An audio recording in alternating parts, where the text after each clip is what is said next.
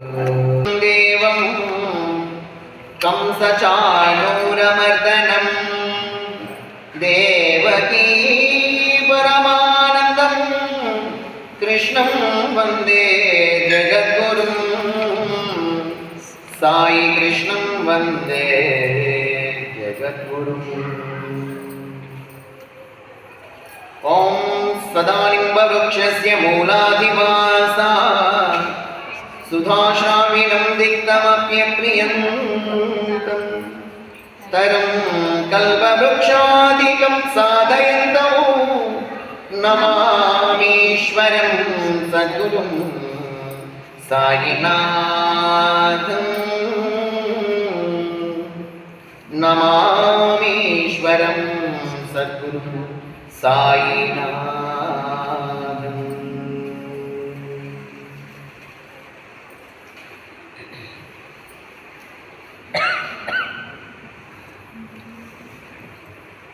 శ్రీకృష్ణ పరమాత్మ సంపూర్ణ అనుగ్రహ కృపాకటాక్ష వీక్షణ పరమాత్మ క్షేత్రపతి అయినటువంటి సద్గురు షిరిడి సాయినాథ్ మహారాజుకు సాష్టాంగ దండ ప్రణామాలు సమర్పించుకుంటూ మద్గురుదేవుడు కేశవానంద స్వాముల వారికి పాద ప్రణామాలు అర్పిస్తూ శ్రీ వేదవ్యాస భగవానునికి దండ ప్రణామాలు ఆచరిస్తూ మహాభారత కావ్యానికి ప్రదక్షిణ నమస్కారాలు అర్పిస్తూ ప్రణవాత్మ పరమాత్మ స్వరూపులని గంధకి శిరస్సు నుంచి నమస్కరిస్తూ శ్రీ భీష్మ పితామహునికి కైవారం రక్షుడు శ్రేయమార్గంలో భాగంగా మనము మహాభారతంలో శాంతి పర్వంలో ముందుకు వెళ్తూ ఉన్నాం.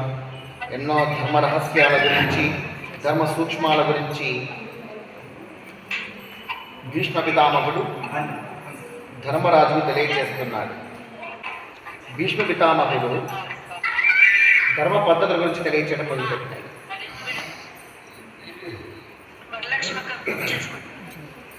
పార్యాత్ర పర్వతం అని ఒక పర్వతం ఉందంట. పార్యాత్ర పర్వతం, పార్యాత్ర. ఆ పార్యాత్ర పర్వతం మీద కాపత్యుడు అనేటువంటి ఒక బోయేవాడు ఉండేవాడు.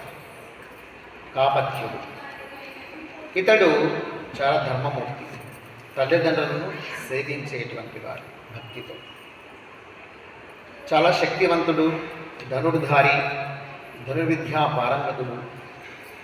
ఒక్కడే 1000 మంది వలె శత్రువులతో యుద్ధం చేయగల సమర్థుడు. ఒక్కడే 1000 మందితో యుద్ధం, 1000 మంది ఉన్నారా అన్నట్లు యుద్ధం చేయగలడు. అంతటి సామర్థ్యమైనటువంటి వాడు కాపత్యుడు. అతడు చాలా సౌమ్యుడు కూడా. నిజంగా ఎవరైతే బలవంతులో వాళ్ళలోనే దయ, కరుణ, దాక్షిణ్యం కూడా ఎక్కువగా ఉంటుంది, శాంతము ఉంటుంది. ఎవరైతే బలహీనులుగా ఉంటారో వాళ్ళకే కోపము, ఆవేశము, తొందరపాటు ఎక్కువ. దేహము లావా సన్నగా కాదు, దారుణ్యం, ధైర్యం, బలం, శక్తి, ఆరోగ్యం ఇవి కరెక్ట్గా ఉంటే మనసు అనేది ప్రశాంతంగా ఉంటుంది, వాళ్ళకి బ్యాలెన్స్డ్గా ఉంటుంది. ఇవి బ్యాలెన్స్ తప్పిపోతే మొత్తం బ్యాలెన్స్ తప్పిపోతుంది జీవితమే. ఏ సౌండ్ బాడీ కంటైన్ ఏ సౌండ్ మైండ్ అనేది ఒక ఆంగ్ల సామెత. అంటే దృఢమైన శరీరం ఉంటేనే మనసు కూడా దృఢంగా ఉంటుంది, బలంగా ఉంటుంది. కాబట్టి దేహదారోగ్యత చాలా అవసరం. అందువల్ల ఎక్సర్సైజెస్ తప్పనిసరిగా చేయాలి. వారానికి ఒక్కసారైనా గస పోసుకున్నట్టుగా ఎగరాలి. 5 నిమిషాలు 10 నిమిషాలు ఎగిరినా చాలు.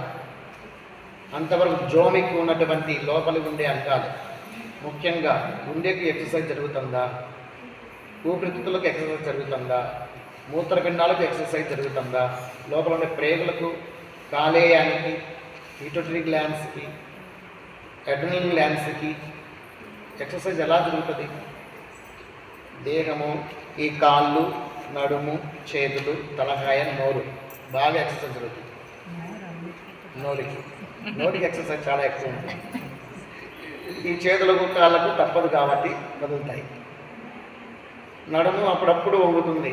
ఒకవేళ పొరకెత్తుకోవాలని మన కాంతి లేపి తెచ్చుకుంటున్నారు. పొరక వంగడానికి ఎంత వంగుతూ ఉంటే, కిందికి నడుము పైకి లేస్తూ ఉంటే వెన్నుముక ఎముకలు ఉంటాయి కదా, అవి పూసలు, వెన్ను పూసలు అంటారా, అవి ఒకదానికి ఒకటి ఒకదాని మీద ఒకటి ల్యాబ్స్ కాకుండా కరెక్ట్గా కదలికలు సాగుతాయి. లేదనుకోండి వాటి మధ్యలో విపరీతంగా అనవసరమైన కండరాలు పెరగడమా, ఫ్యాట్స్ పెరుగుకోవడమా, లేదా రక్తనాళాలు పెరుగుతాయి, రక్తం ప్రవహించే ధమనులు కానీ సిరలు కానీ ప్రవేశించుతాయి.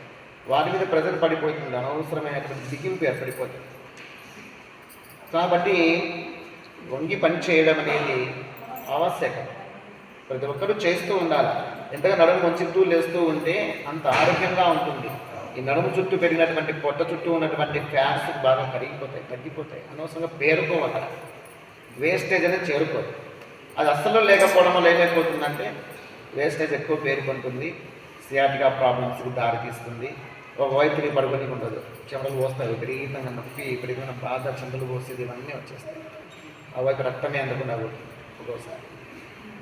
ఈ విధంగా ప్రతి పనికి కూడాను ఏమాత్రము వెనకాడకుండా సోమరితనాన్ని, మజ్జుతనాన్ని దేహానికి రానివ్వకుండా జాగ్రత్త పడడం అవసరం.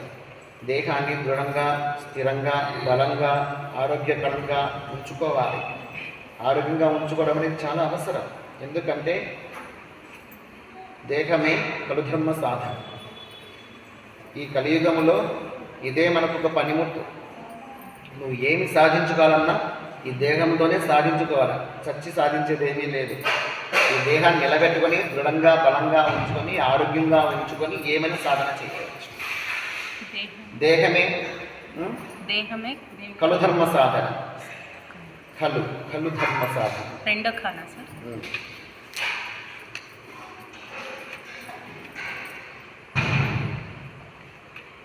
శరీరమాధ్యం కలుధర్మ సాధనం అని.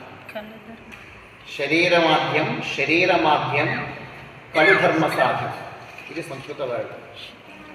శరీరమాధ్యం కలుధర్మ సాధన.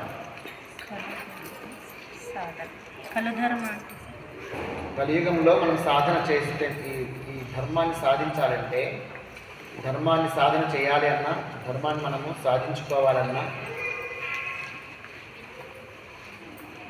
అధర్మం నుంచి మనం బయటపడాలన్నా, అధర్మం నుంచి మనం రక్షించుకోవాలన్నా ఈ దేహమే మనకు పనిముట్టు అని. సాధనం అంటేమి పనిముట్టు, పరికరం. ఇది మనం సరిగా ఉంచుకోకపోతే ఏమ్మా, శరీరమాధ్యం ఖలు ధర్మ సాధన. శరీరమాధ్యం ఖలు ధర్మ సాధన.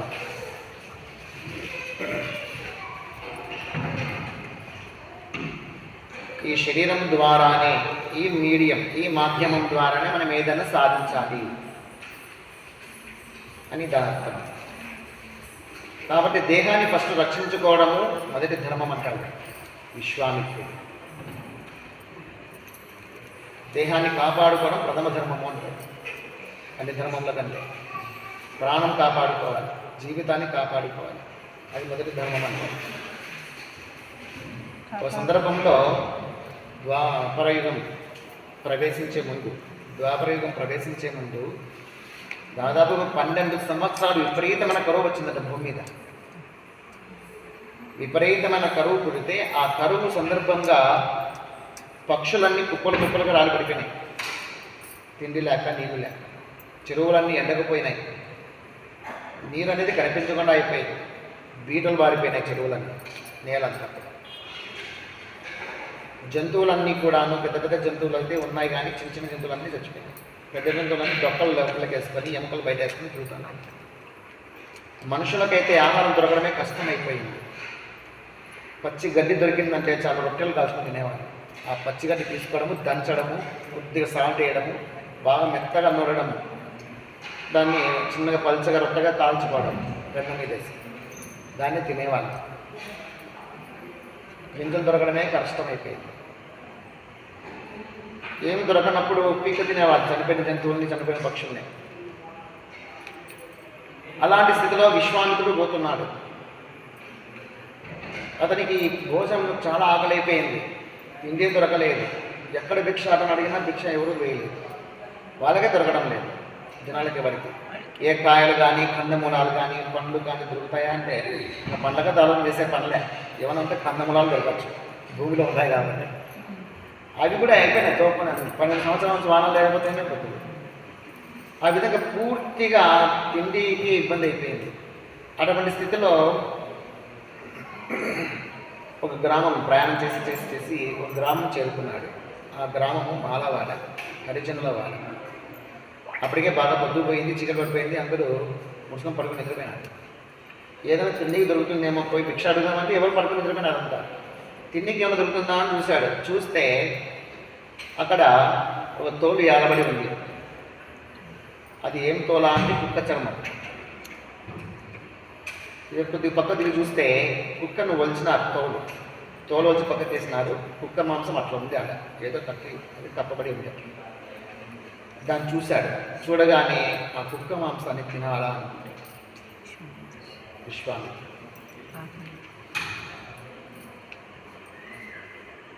ఎందుకు? ఇది పాపమే కదా, మాంసాహారం తినకూడదు. బ్రాహ్మణుడు, పైగా ఎవరిని అడిగడానికి లేదు, అడిగితే ఇవ్వని ఉన్నారు, స్థితిలో లేరు అట్లా. విశ్వామిత్రుడు క్షత్రియుడు, క్షత్రుడు ప్రారంభంలో, తర్వాత బ్రాహ్మణుడు అయినాడు, బ్రహ్మర్షి అయినాడు, బ్రహ్మవేత్త.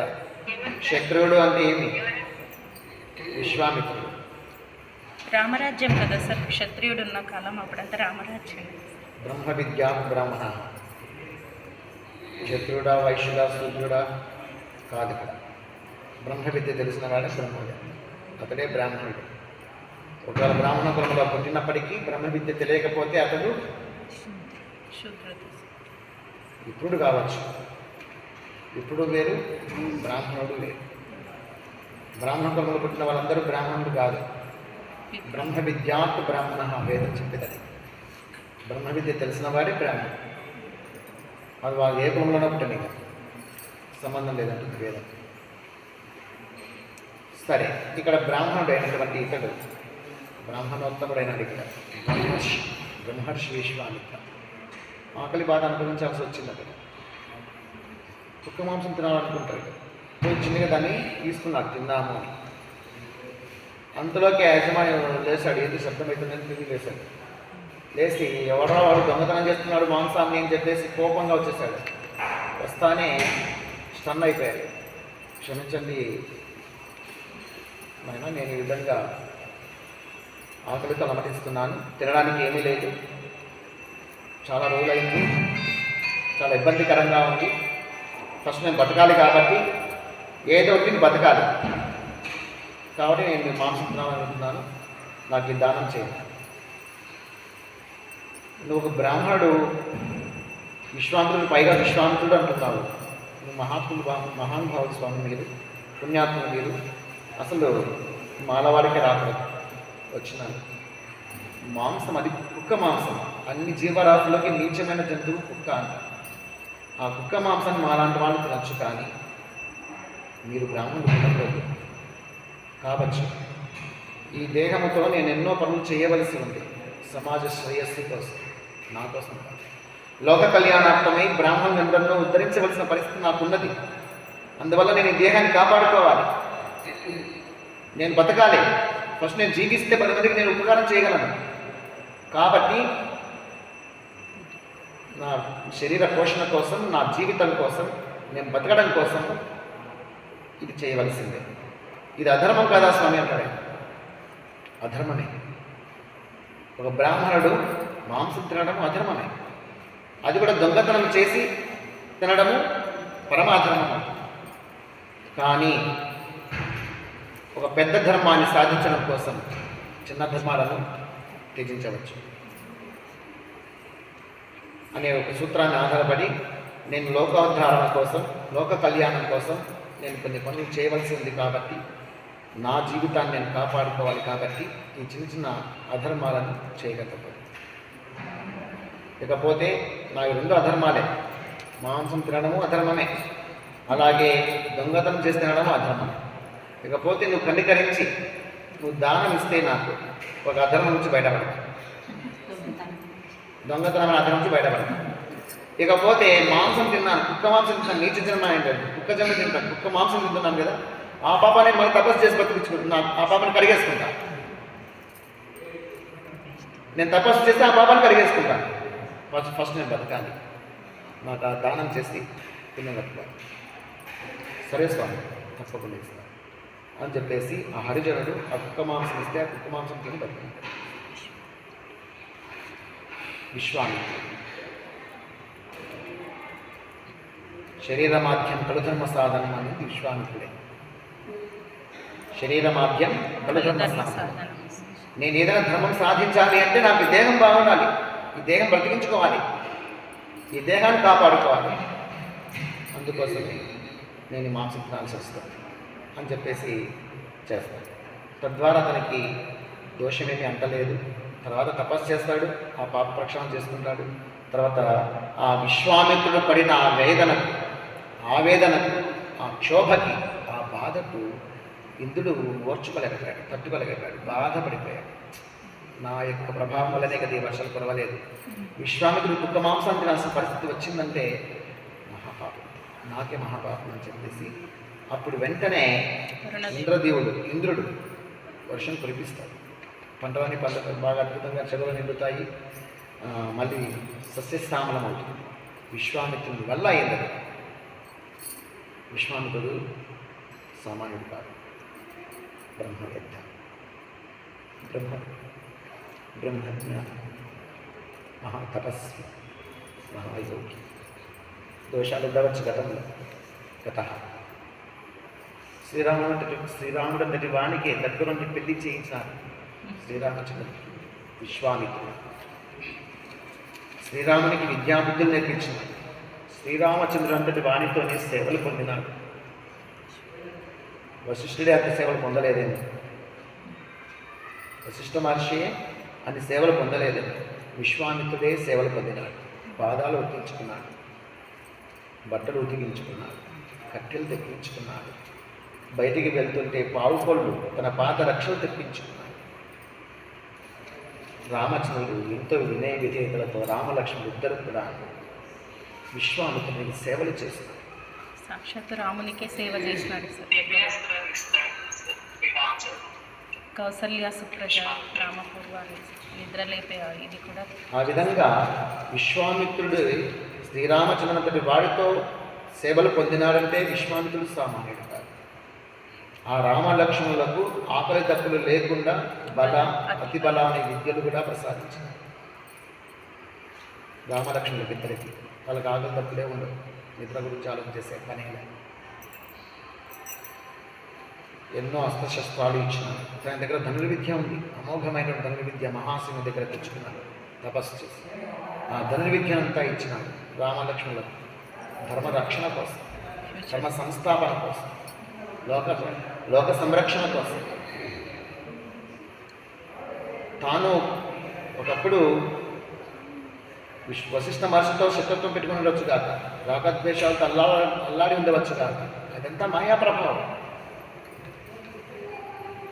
ఆ విధంగా జరగవలసి ఉంది, విధి అది. విశ్వామిత్రునితోనే, వశిష్ఠ మహర్షితోనే విశ్వామిత్రుడు పోటీ పెట్టుకున్నందుకే మహర్షి అయినాడు, బ్రహ్మర్షి అయినాడు, లోక కళ్యాణకారకుడైనాడు, సృష్టికే ప్రతి సృష్టి చేస్తున్నాడు. మనం తింటున్నామే ఆహా ఏమి రుచి అని వంకాయలు, పచ్చిమిరపకాయలు, టమోటాకాయలు, ఇవన్నీ ఎవరు సృష్టించినారనుకున్నారేమో, దేవతలు సృష్టించినారనుకున్నారా? వశిష్ఠ విశ్వామిత్ర సృష్టి అది. విశ్వామిత్ర సృష్టి వల్ల మనకందరికీ కూరగాయలు వచ్చినాయి. ఆ విధంగా సృష్టికి ప్రతిష్ఠ చేసినటువంటి వాడు, స్వర్గానికి స్వర్గం నిలబెట్టినటువంటి వాడు త్రిశంకు స్వర్గము అని. ఆ విధంగా విశ్వామిత్ర మహర్షి ఎంత గొప్ప సాధకుడో, ఎన్ని కష్టాలు అధిగమించి ఉంటేనో, ఎంత అవమానాలు భరించి ఉంటేనో ఆ స్థాయికి ఎదగలేదాయి. అటువంటి మహానుభావుడు కుక్క మాంసం తిని వేదన పడుతూ ఉన్నాడంటే చూసి తట్టుకోలేకపోయాడు ఇంద్రుడు. ఆ విశ్వామిత్రుని కోసమని వర్షాలు కురిపించాడు. 12 సంవత్సరాలు నిలబెట్టినటువంటి వాడు. అతను మాంసం తినడం అనేది పాపకార్యం కాలేదు, పుణ్యకార్యమే. ఆ మాంసం తినడం వల్లనే వర్షాలు కురిపించబడ్డాయి. అక్కడ అంత ఆకలి అనుభవిస్తున్నాడు కదా. కాబట్టి విశ్వామిత్రుడు చెప్పిన సూత్రం ప్రకారము మనం తెలుసుకోవాల్సింది ఏంటంటే, ఒక పెద్ద సాధన, ఒక పెద్ద ధర్మాన్ని సాధించడం కోసం చిన్న చిన్న ధర్మాలను పాటించకపోయినా పర్వాలేదు. చిన్న చిన్న అధర్మాలు చేసిన దోషం కాదు అనేసి విశ్వామిత్రుడు తెలియజేస్తాడు. అసలు కథలోకి వచ్చేది, ఈ కాపత్యుడు అనేటువంటి బోయవాడు ఉన్నాడు కదా, ఇతడు చాలా సుగుణవంతుడు, బుద్ధివంతుడు, బలవంతుడు, గుణవంతుడు, ధైర్యవంతుడు, శక్తివంతుడు, ధనుర్ధారి. 1000 మందిలాగా ఒక్కడే 1000 మంది ఉంటే ఎలా యుద్ధం చేస్తారో శత్రువులతో, అలా ఒక్కడే 1000 మందికి సమానంగా యుద్ధం చేసేటువంటి సామర్థ్యం కలిగి ఉండి శరీరాన్ని దృఢంగా బలంగా ఉంచుకున్న అతనిలోనే ఎంతో ధర్మం కూడా నిలబడింది. అందుకే దేహం దృఢంగా ఉంటేనే ధర్మదేవత మనం నివసించడానికి అవకాశం ఉంది. ఓర్పు, నేర్పు, సహనం, శాంతం అనేది దేహం దృఢంగా ఉంటే, ఆరోగ్యంగా ఉంటేనే ఉండేది. నీకు ఓపిక లేదు, నీకు నేర్పరితనం లేదు, నీకు శాంతము లేదు, ఆవేశమే ఎక్కువ, కోపం ఎక్కువ ఉన్నాయి అంటే నీ దేహం బలహీనంగా ఉందని ఎవరికి వాళ్ళు నిర్ణయం చేసుకోవాలి. నన్ను ఎందుకు అంటున్నారు అనుకుంటున్నా.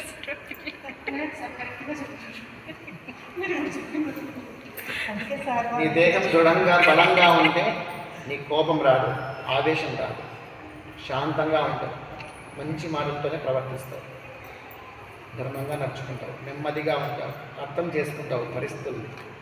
ఒకవేళ కోపం వచ్చినా వెంటనే శాంతం చేసుకుంటావు. ఎవరి మీద నేను కోపం చేసుకుంటున్నానా అని ఆలోచన చేస్తావు. అవేం రావడం లేదు, ఊరిగా పోతున్నావు కోపంగా, ఆవేశంగా. వీధిలో కుక్కలు కూడా పోతుంటాయి వీధికి, కోపంతో, ఆవేశంతో. మనం అదే విధంగా పోతున్నామంటే వారికి మనకు తేడాలే. అవి తెలియదు, అజ్ఞానం. అవి మనం జ్ఞానమయంలో కూడా అట్లే సమానంగా పోతున్నామంటే, ఆవేశంతో, కోపంతో రేగిపోతున్నామంటే వాటికి సమానమైన గుర్తు చేసుకోవాలి, అంటూ తగ్గాలి. గుర్తు చేసుకుని తగ్గాలి. లేదంటే నేను గౌ గౌ గౌ నడుస్తున్నాను, కయ్యో కయ్యో కయ్యో. అందువల్ల దృఢమైన దేహం అనేది కావాలి అంటే ప్రతి ఒక్కరూ తప్పనిసరిగా ఒక 5 నిమిషాల సేపు అయినా వీలైతే ప్రతిరోజు కూడాను దశ పోసుకుంటూ ఎగరలించాలి. స్కూల్ పిల్లలు ఎగిరితే చాలు. డ్రిల్ కాళ్ళు చేస్తాను చూడండి, ఒక 5 నిమిషాలు లేదా బాగా ఉన్న చోటనే ఎగరండి, ప్లేస్ లేకపోతే రన్నింగ్ చేయడానికి. దేహం అంతా షేక్ కావాలి, ఇట్లా ఇలా ఒక 5 నిమిషాలు బాగా షేక్ అయ్యి అంత లోతైన శ్వాస వేగంగా తీసుకోవాల్సిన అవసరం ఏర్పడాలి. అలా ఎప్పుడైతే జరుగుతుందో ప్రతి పార్ట్ కదులుతుంది, ప్రతి పార్ట్ కదులుతుంది దేహంలో. అంత ఎక్సర్సైజ్ జరిగితే, దశ పోసుకునేంత ఎగిరితే, ప్రతి పార్ట్ కదిలిందంటే జోమికినవన్నీ కూడా యాక్టివేట్ అవుతాయి. ఇంకా బీపీలు కానీ, షుగర్లు కానీ, క్యాన్సర్లు కానీ, అనవసరమైన గడ్డలు దేహంలో పొత్తి కడుపులో వేయడము, యుటరస్లో వేయడము, అనవసరమైన చోటల్లా గుండెలో గడ్డలు కట్టడము, ఊపిరిలో గడ్డలు కట్టడము, ఆడాడ గడ్డలు ఇక్కడ ఇట్లా చోట తొడల మధ్యలో ఏడాడ గడ్డలు వేస్తాను. ఎందుకు లేస్తున్నాయి? జోమిక్కిపోయినాయి. ఏడబట్ట నిలబడిపోతుంది వేస్టేజ్ అంటే. అది అట్లా తయారైపోతాయి. అదే నువ్వు ఒక 5 నిమిషాలు చాలు, ఎక్కువ అక్కర్లే. మీకు అంత ఓపిక లేకపోతే 5 నిమిషాలు ఎగరండి చాలు, దశ పోసుకున్నట్టుగా సంపూర్ణ ఆరోగ్యంతో ఉంటారు. ఏ ఆస్తమాలు గీస్తమాలు ఏమీ రావు, ఆల్రెడీ ఉంటాయి సార్, ఆగిపోతాయి.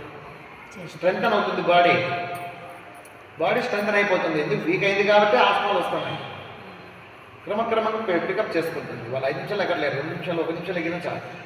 అలాంటి వాళ్ళు ఎగురుతూ పెంచుకుంటారు. అట్లే తిన్నది కూడా వండబడుతుంది, తింటుంటారు, పోతుంటారు, అంతే వేస్టేజ్ అవుతుంది. ఎంత తింటున్నామో వేస్టేజ్ ఎంత అవుతుంది, దేహం ఎంత వాడుకుంటుంది ఏది తెలుసు. దేహానికి వంట పట్టాలి కదా, అది తిన్నది వంట పట్టాలన్నా అన్ని పార్ట్స్ చక్కగా పని చేస్తేనే, లేదంటే వేస్ట్ అయిపోతూ ఉంటుంది. తినడం వేస్ట్ చేసేస్తారు. తక్కువ తిన్నా ఎక్కువ దేహానికి ఉపయోగపడాలి కదా, అది ఎప్పుడవుతుంది అంటే అన్ని పార్ట్స్ చక్కగా పని చేస్తేనే. అందువల్ల ఎక్సర్సైజెస్ తప్పనిసరి నియమం పెడుతున్నాను, అందరూ పాటించాల్సింది. సార్ వచ్చి చూస్తారా ఏంటి అనుకోవద్దు, ఆయన చెప్పిన బాబాకి దేవుడు చూసుకుంటాడు. నా మాట వినలేదనుకోండి కష్టాలు వస్తాయి, రోగాలు వస్తాయంటే నేను చెప్పినా చెప్పకపోయినా వచ్చేది. పాటించకపోతే రోగాలు వస్తాయి, కామన్ ఉన్నది. మీరేం చెప్తే అదే అవుతుంది. నేను చెప్తే జరిగేది కాదు, కామన్గా వచ్చేది అయితే.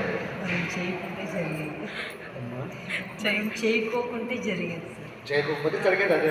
అట్లనే సార్ ఏం చెప్తాను. సరే, ఆ విధంగా బలవంతుడైనటువంటి అతను చూసుకొనేసేసి ఆ గిరిజనులందరూ కూడా మనకందరికి ఇతన్ని నాయకుడిగా పెట్టుకుందామని అనుకున్నారు. ఇతడు నాయకుడిగా ఉంటే రాజు ఉన్నాడనుకోండి సేఫ్, మనకే ప్రాబ్లం వచ్చినా ఆయన చూసుకుంటాడు, ఏదైనా అవసరాలు ఉంటే ఆయన చూసుకుంటాడు, కష్ట నష్టాలన్నీ ఆయన పంచుకుంటాడు, ఎవరైనా లేదనుకో ఇంకొకరి దగ్గర తీసుకొచ్చినా ఇస్తాడు. కాబట్టి మన సమాజానికి అతడికి ఒక రాజు ఉండాలి. ఆ రాజు ఇతడైతే సర్వసమర్థుడు అని చెప్పేసేసి ఆ కాపట్యం దగ్గరికి వెళ్ళి ప్రజలందరూ కూడా నీవు మాకు రాజుగా ఉండాలని అడిగినారు. అడిగితే నేను రాజుగా ఉండాలంటే నేను కొన్ని ధర్మాలు చెప్తాను, నేను చెప్పినట్టు మీరు వింటానంటే నేను మీకు రాజుగా ఉండి సేవ చేయగలను అన్నారు. ఆ ధర్మాలు ఏంటో చెప్పండి స్వామి, మేము పాటించగలుగుతాము అన్నారు. అప్పుడు జనులారా, నేను చెప్పిన పాపపుణ్యములను తెలుసుకొని నడుచుకున్నచో మీకు రాజుగా ఉంటాను అన్నాడు. ఏమిటి ఆ పాపపుణ్యాలు చెప్పండి స్వామి, నేను నడుచుకుంటాను. అవే ధర్మాలు అవుతాయి.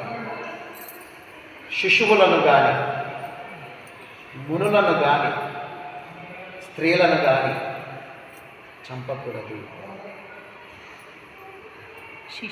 శిశువులను, స్త్రీలను, మునులను చంపకూడదు. వీళ్ళు గిరిజనులు కదా, ఏదంటే ప్రవర్తిస్తూ ఉంటారు.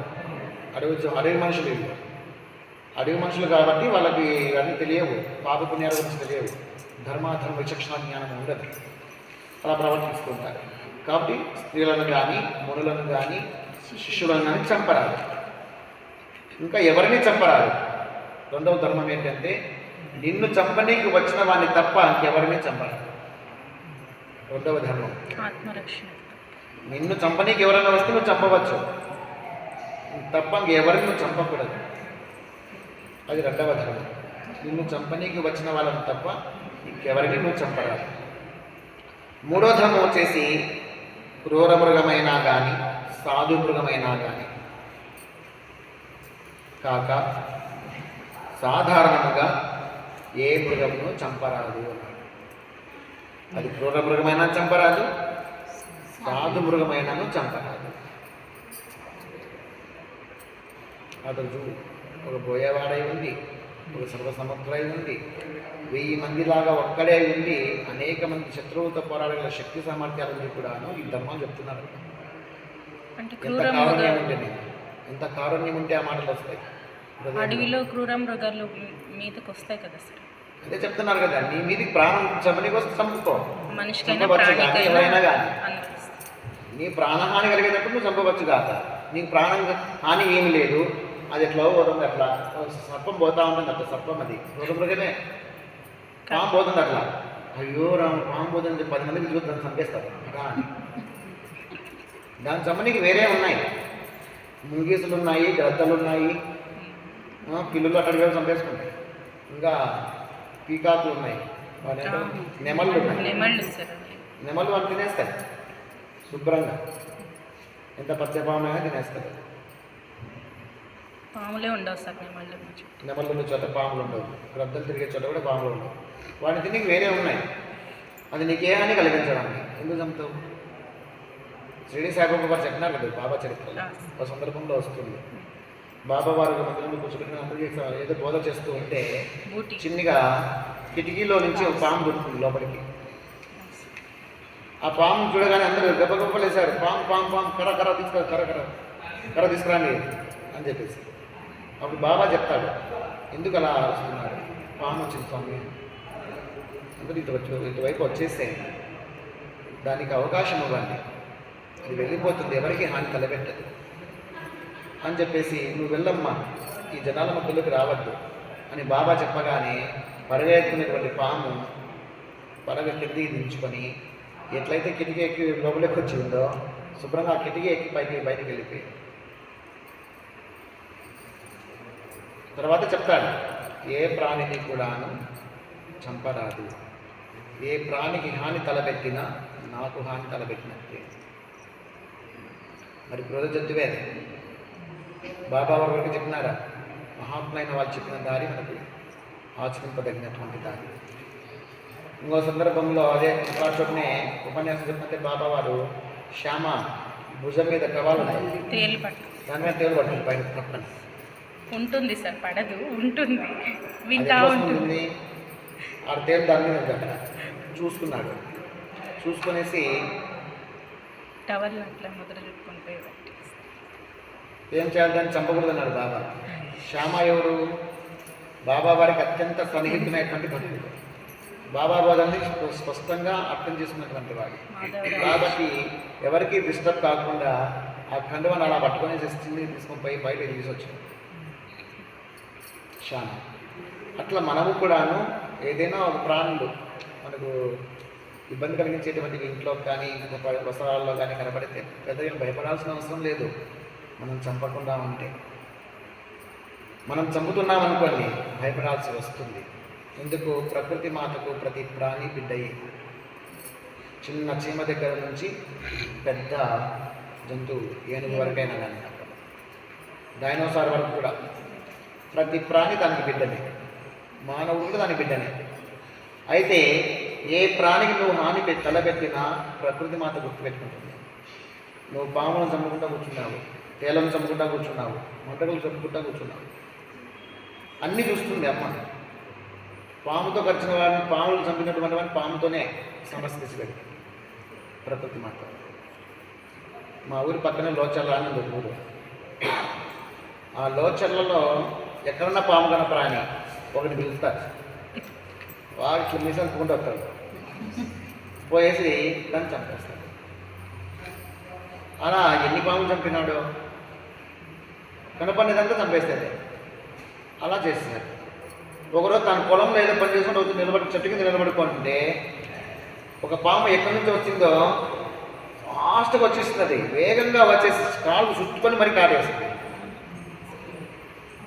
అతను రెచ్చగొట్టలేదు, ఏమీ చేయలేదు, వచ్చింది ఫాస్ట్గా వచ్చింది, పాము కాళ్ళు చుట్టుకొని పడుతుంది. దాన్ని పీకి ఇసురు పడేసినాడు దూరంగా, కర్ర లేదు చేతుల్లో. ఇసురు పడేస్తే మళ్ళా వచ్చి మళ్ళా కలిసింది. 4 సార్లు ఇసురు పడేస్తే 4 సార్లు వచ్చి మళ్ళీ కలిసిపోయింది. కాలంతా విషపూరితమైపోయింది. ఏంటి పరిస్థితి? ప్రకృతి అన్ని గమనిస్తుంటుంది. అందుకే నువ్వు ఏ ప్రాణిని చంపలేదనుకో, మన ఇంటి ముందర పోతుండొచ్చు, అయ్యో ఇక్కడ పాములు తిరుగుతున్నాయి, ఏమైతే ఏమనుకోవాల్సిన అవసరం లేదు. పాము కానీ 10 ఆమడలు పోతుంది, 10 ఆమడలు పోతుంది అక్కడ దూరం, అక్కడ నిలబడదు. అవి చంచల జీవులు, అవన్నీ కూడా ఒక చోట స్థిరంగా బతకవు, అవి వెళ్ళిపోతూ ఉంటాయి. ఎక్కడో వారికి ఇంత ఆహారం ఏదైనా వాసన తగ్గిపోయి పోతూ ఉంటాయి, అంటే తెలుగులో వెళ్ళిపోతూ ఉంటాయి, ఒక చోట స్థిరంగా ఉండవు. మన ఇంటి వసరాల్లో పాము కనబడితే భయపడాల్సిన అవసరం లేదు. అయ్యో ఏమో పాము కనపడింది, నాలో వరకు పోవాల్సి ఉంటే పోలేదు, అందుకేనేమో. గారి సుబ్రహ్మణ్యాన్ని పోవాల్సి ఉండే పోలేదు, అందుకేనేమో. కుక్కే సుబ్రహ్మణ్య స్వామికి పోవాల్సి ఉండే పోలేదు, అందుకేనేమో. సరే పోవాల్సి ఉండే కదా, పోయినా సరే పుణ్యం వస్తుంది. నువ్వేం ముక్కోలేదు కదా, పాము కనపడింది, సరే వదిలే, పోతుంది, అదే పట్టించుకోవాల్సిన అవసరం లేదు. నువ్వు చూసినావు కాబట్టి తెలిసిందంట పాము పోయింది. నువ్వు చూడకుండా ఎన్నిసార్లు పోయి వచ్చినాయో అవి అట్లా ఆలోచన చేయరు. మనం చూడగా ఎన్నిసార్లు వచ్చిపోతున్నాయో పాము ఎవరు చూసినారు? వారి వద్ద వస్తుంటాయి, పోతుంటాయి. ఏ ప్రాణిని హాని తలపెట్టకూడదు అని మీరు నిజ సంకల్పం ఉంటే ఏ ప్రాణి నీకు హాని తలపెట్టదు. ఏ ప్రాణికి మనము హాని తలపెట్టకూడదు అనే సంకల్పం నీళ్ళు నిజంగా ఉంటే ప్రకృతి మాత అన్ని గమనిస్తుందని చెప్పాను కదా. తల్లి ప్రకృతి మాతే మనకు తల్లి. ఆ తల్లి నీ సంకల్పాన్ని గుర్తిస్తుంది. ఏ ప్రాణి కూడా నీ పట్ల ద్వేషభావం తగలించదు, ఏ ప్రాణి కూడా నీకు హాని తలపెట్టదు. అది మనం తెలుసుకోవాల్సినటువంటి జీవిత సత్యం. అది క్రూర మృగమైనా కానీ సాధు జంతువైనా కానీ ఏ ప్రాణిని చంపకూడదు. అది నియమం, అది ధర్మం. అలాగే బ్రాహ్మణులను కానీ గోవులను కానీ బంధించరాదు. ఏదైనా సందర్భం వచ్చినా కానీ బంధించరాదు, వారిని కష్టపెట్టరాదు. బ్రాహ్మణులను కానీ గోవులను కానీ బాధ పెట్టకూడదు. హింసించరాదు, వారిని కట్టి నిర్బంధించరాదు. గోవులను కూడా గోవులు బ్రాహ్మణులు సుఖంగా ఉంటే లోకానికి క్షేమము అనేది గోబ్రాహ్మణస్య శుభమస్తు నిత్యం. వాళ్ళు సుఖంగా వాళ్ళ ఆరోగ్యంగా మంచిగా ఉంటే ఊరికంతా కూడా మంచిగా అవుతుంది అనేది ధర్మశాస్త్రం చెప్తున్నమాట. అలాగే జనులను బాధ పెట్టి ద్రవ్యమును దొంగలించువాడు శవమును తొలిచి తిను పురుగు వలె నశిస్తాడు. జనులను బాధ పెట్టి హింసించి ఎవరైతే కష్టపెట్టి ద్రవ్యము లాక్కుంటూ ఉంటాడో, పన్నుల రూపంలో ట్యాక్సుల రూపంలో ఇంతకుముందు రాజు ఉండేవారు, వాళ్ళు దోచుకునే అధికంగా పన్నులు వేసి చేసేవాళ్ళు కూడా తప్పే. ఆ విధంగా పనులనే కాకుండా బలం ఉంది కదా అని చెప్పేసి దౌర్జన్యం చేసి ఇతరుల ద్రవ్యాన్ని, ఆస్తిని, అంతస్తుని, స్థలాన్ని, పొలాన్ని ఆక్రమిస్తే వాడు నశిస్తాడు, అతను నశిస్తాడు అని చెప్తున్నాడు. ఈ విధంగా కాపత్రులు చెప్పినటువంటి ధర్మాలను జనులందరూ కూడాను మంచిదే కదా, మేమంతా అంగీకరిస్తాము, మీరు చెప్పినట్టే ఉంటాము అని చెప్పగానే అతడు వాళ్లకు రాజుగా స్థిరపడి అందరికీ కూడాను అభివృద్ధిని కలిగించినాడు. వాళ్ళందరూ కూడా ఆయురారోగ్యాలతో, అష్టైశ్వర్యాలతో, ధార్మిక జీవనంతో సంతోషంగా జీవనం సాగించినారు, ఇహపర సౌఖ్యాలు పొందినారు. కాబట్టి కాపత్రులు చెప్పినటువంటి ధర్మాలు మనకందరికీ ఆచరణీయమే అంటాడు భీష్మ పితామహుడు. అని తెలియజేస్తూ ఈ 4 మాటలను నా నోట పలికించినటువంటి శ్రీకృష్ణ పరమాత్మ చరణార వింతములకు పుష్పాలుగా సమర్పిస్తూ మనకందరికీ త్రికరణ శుద్ధిని, త్రిగుణాతీత స్థితిని, స్థితప్రజ్ఞతను, విశాలమైన హృదయాన్ని, ప్రశాంతమైన జీవితాన్ని, లోక కళ్యాణకారక బుద్ధిని, ఆంతరంగిక భక్తులకు ఉండవలసినటువంటి అన్ని అర్హతలను, సంపూర్ణ ఆరోగ్యాన్ని, తుదిశ్వాస వరకు సంపూర్ణ ఆరోగ్యాన్ని, ప్రశాంతమైన జీవితాన్ని, లోక కళ్యాణకారక బుద్ధిని ఆ దేవాది దేవుడు మనకందరికీ ప్రసాదించి చల్లగా కాపాడాలని మనసా వాచా కర్మలా ప్రార్థిస్తూ ఇంతటితో ముక్తాంత చేస్తాను. హరి ఓం తత్సత్. ఓం